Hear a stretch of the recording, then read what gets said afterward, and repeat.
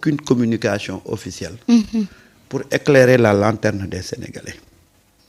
C'est-à-dire que c'est un dossier qui est entouré de mystères. Et je me demande pourquoi tout ce mystère-là autour de ce dossier-là. Man affaire bobu, man vraiment daf ma jaaxal quoi. C'est-à-dire que on dirait que ils ont fait exprès de pourrir ce dossier-là pour que ben Sénégalais bu mu comprendre. Parce que tey aujourd'hui à l'état actuel soo génnoon di laaj 10 Sénégalais les 8 mënuñ la wax exactement histoire bi fu mu commencé ak fu mu terminé. La seule victime bi nga xam ne tey jàpp nañ ne victime la. mooy tabaski. Parce que le DG de l'APROSI waroon nañ ko déférer. dañ ko jox contrôle judiciaire dañ ko jox contrôle judiciaire gannaaw ba mu contresigné. waaw xam nga donc tey la pauvre tabaski c'est elle qui est en train de payer pour le moment. alors que li ñu déclirer histoire bi bu muy doog a tàmbale on nous a cité le nom d'un ministre muy Moustapha Diop et de Tabaski Ngom. Moustapha Diop moo amaloon xaalis Tabaski Ngom ci départ bi. donc ci départ bi Tabaski Ngom moom moo accusé Moustapha Diop waaye à l'arrivée Tabaski Ngom mooy coupable. Donc Tabaski qui était parti être la victime s'est retrouvé coupable. Moustapha Diop qui était coupable au début, il risque d'être la victime. On ne comprend rien de ce dossier là. Absolument rien. Man de wax deug fa yalla, je n'ai rien compris de cette histoire de Tabaski Ngom et de Moustapha Diop. Parce que man tay bëggon na xam. Déjà ça aurait été bien que ñom ñaar ñep ñu déglu leen. Waaw. Bon, maintenant, je ne sais pas qu'est-ce qui se passe. Qu'est-ce qui se passe? C'est grave. Et j'ai l'impression que on veut faire pourrir ce dossier-là. Jël tabaski laax ko jant bi et puis fat on n'en parle plus quoi. Et quand tu vois semaine passée ak semaine bële bi affaire bi di éclater ni ci média yi meloon léegi wàññeeku et après gis nga ni ñu jëlee affaire yi di endormir les Sénégalais. Ba fi mu nekk nii sax on utilise cette affaire-là comme un fait divers. Pourquoi cette affaire-là a pris cette tournure-là? Lu tax est-ce que c'est pas parce que on a cité le nom d'un quelqu'un qui jouit toujours de cette puissance-là? Comme mais à l'époque. Plus cette puissance-là parce qu'il était ministre actuellement, il n'est plus ministre, il n'est que député. Attends. Oui. Xam nga tey le paradoxe. Ñi nga xam ne dañoo jàppoon ne waratuñu am puissance ba ñu amoon ba ñu nekk ci Macky Sall. ñu ngi am puissance ba tey. lu tax nga wax ko. c'est-à-dire que Marieta. dafa am yoo xam ne dañ koy wax rek lu ñu ci fekk muy noonu.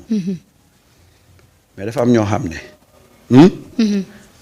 dañu am ba tey benn loxo ci suñu justice. man moo tax je l'ai dit. Je le redis et je l'assume. S'il y a aujourd'hui des secteurs qui bougent, ma ci am contente, justice bi bokk ci.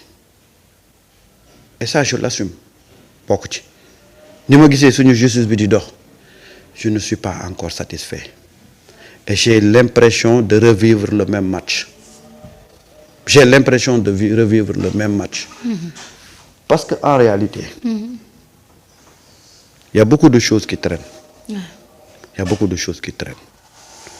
Aujourd'hui, bi affaire bi éclaté dañ ne Tabaski Ngom moo lebal Moustapha Diop xaalis. Moustapha Diop war ko fay xaalisam. Tabaski Ngom porter plainte. ñu dem ba ci digg bi ñu ne ñu jàpp nañ Tabaski Ngom. mu ngi ci kaso bi. ñu tudd ci benn intermédiaire muy le DG de l'APROSI. ñu ne jàppoon nañ ko waaye ba mu dugalee caution. lañ ko bàyyi mu dem. Moustapha Diop bi nga xam ne moom lañ ne mooy au cœur de l'affaire. kenn déggu ko ci. gis naa ko ci samedi bii passé bi ñuy def set setal ca Louga. gis naa ko. muy cogg Ousmane Sonko fu mu taxaw mu ñëw jege ko ree ji Ousmane Sonko ne këj. tëj la def. déedéet li ma gis laay wax di. man sasuma dara de. gis naa ne daal jëm na ko def les yeux doux ba sonn. waaw def na ko les yeux doux ba sonn waaye saa waay du ko sax xool. Sonko dafa xeere. Ousmane du ko sax xool moo tax man nee naa la bu amee kenn ku nekk ci focus bu amee kenn ku nekk ci focus te mu doy ma sëkk. mooy Sonko mooy Ousmane Sonko. mais dossier bi doyen Samba dossier bi suñ ko toppee dossier bi buñ ko creuser on verra bien que ni fëli nga xam ne moo di ca trésor bambulaa dëgg dafa am. parce que dossier bii nii que ñu bëgg kut ko kut tëj tabaski Moustapha Diop déglooguñ ko ci dossier bi kenn xamul exactement kon ça veut dire que am na yeneen xaalis yu doon génn trésor yoo xam ne nous les Sénégalais on ne savait pas. c'est que man déggalu ma la dossier bi daf maa réer moo tax ma bàyyi ko. yàlla xam na ne man dama bàyyi dossier bi quoi parce que dossier quand même boo koy topp dafay am juste une démarche cohérente quoi. waay tantôt ñu ne la Tabaski Ngom daa leble xaalis bu mu moomut. waaw ok leble na xaalis bu mu moomut mais kim ko lebal du ko fay. waaw. waaw mooy dëgg de leptoo faytoo. waaw c'est trop compliqué ce dossier là man daal li ma doon wax rek waxaat ko dama ne xaalis bi trésor la jóge trésor mooy suñu condamné ñun ñëpp. waaw sa xaalis keneen ak xaalis keneen fa lañ koy dugal. Comment Tabaski Ngom a pu à partir de sa signature débloquer une aussi importante somme. waaw surtout ça. Ça c'est une question. Moustapha Diop quelles sont ses accointances avec Tabaski Ngom ba Tabaski Ngom di ko lebal xaalis. Ça aussi c'est beneen affaire. nit ñu bëgg a gëmloo te duñ ko mës a gëm mooy pourquoi on veut nous faire comprendre que Moustapha Diop il est aussi fauché que ba muy leb 750 millions. ak diggante bi ñu wàccee même pas 9 mois nan la fi mën a ñàkkee xaalis. c'est une affaire vraiment compliquée. yàlla xam na ko finalement nit ñi dañoo dem ba sax comme ñu ci bari ci man dañu perdre ci fil bi quoi. dañu perdre ci fil bi man j'ai laissé cette affaire là bi ma toogee vraiment semaine bi yëpp di jéem a xool di jéem a comprendre qu'est-ce qui s'est passé mais ce que je peux comprendre mooy à l'état actuel des choses. la pauvre moo ci nekk gum la grande victime quoi. oui moo tax ay mbokkam loolu la ñu ñaawlu. le pourquoi Tabaski nekk fee alors que mënuñu fexe ba déglu ki nga xam ne moo di Moustapha Diop aussi. moo jaaxal ñëpp xanaa xamoon ne keroog bi assemblée nationale defee noonu dañoo convoqué woon la conférence des présidents. je pense loolu laa jàppoon. ñu bëri ñoo foogoon ne dañuy enclencher procédure levée de l'immunité parlementaire bu Moustapha Diop et puis après on s'est rendu compte que c'était pas ça. Pendant ce temps Moustapha Diop est en train vraiment de faire les yeux doux à l'actuel pouvoir pour def benn petit buruxlu te gis nga buñ ko seetaanee. noonu lay jouer ba buruxlu bañ fàtte dossier bi. yow danaa la defal émission spéciale Moustapha Diop.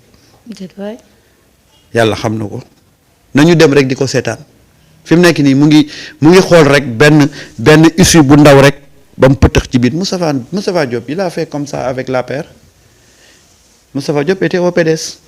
il était au PDS. il était au PDS ba mu amee moment buruxlu rek. la dugg biir APR. gars yi kenn du leen yàqal seen intérêt. waaw te voilà quelqu'un qui ne communique pas qui ne parle pas. qui ne fait pas d'interview. qui ne comme si xoolal voilà quoi moom RAS c'est-à-dire que il trompe son monde quoi. mais ce dossier de Tabaski Thiam là. Tabaski Ngom wax dëgg fa yàlla Marieta. man xamatu non man kay saway man dama ko bàyyi fële jayax ko parce que je ne comprends plus rien ci dossier boobu. xëy na nag bu ñu demee ba ci cëppaandaw ba ils vont nous dire exactement lan moo xew quoi. mais sénégalais yu bari dañu réer ci dossier bi. dañu réer ci dossier bi quoi. et sa famille a raison quand même. de demander à ce que quand même sinon rek bu ñu deful ndànk Tabaski Thiam risque de payer. Tabaski Ngom risque de. waaye moom moo nar a nekk ndeysaan. waaw déjà moom elle a dit que ni du nangoo nekk agneau de sacrifice bi ci li nga xam ni moom la ñu teg ci ndodam donc il faudra ñu déglu aussi ki nga xam ni moom lañ ciy tuumaal parce que loolu aussi moo gën a raisonnable. wax dëgg fa yàlla. ñaari nit de loolu la xel mën a nangu. ñaari nit de bu ñu amee problème mu xaalis. su ma la tuumaaloon Samba tey. bu ma yeggee. xanaa dinañ ne la tuuma bi ma teg sa kaw lu tax yow nga leeral man ma leeral mais man rek ma bëgg a wax. waaw man daal vraiment c'est un dossier boo xam ne daf ma jaaxal quoi wax dëgg fa yàlla. c'est compliqué parce que biñ ko yëkkatee ak ni ci nit ñi doon waxee on pensait que aujourd'hui tey dinañu fekk